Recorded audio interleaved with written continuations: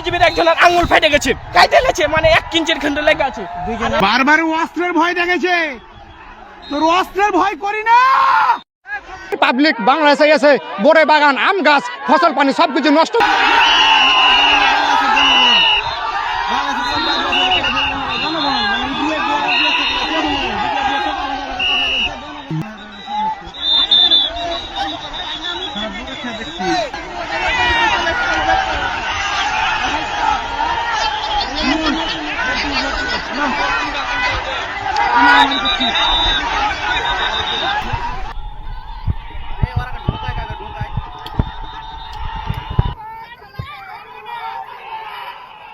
দেখছি তো ওরা কিন্তু টিএসএল বোম গুলি কিন্তু বিজেপিতে সবকিছু চালাচ্ছে, বিএসএফ ইটকুল টিএসএল সবই চালাচ্ছে। আমাদের বিজেপির একজনের আঙুল ফেটে গেছে, কাইতে লেছে, মানে 1 ইঞ্চির খন্ডে লেগে আছে।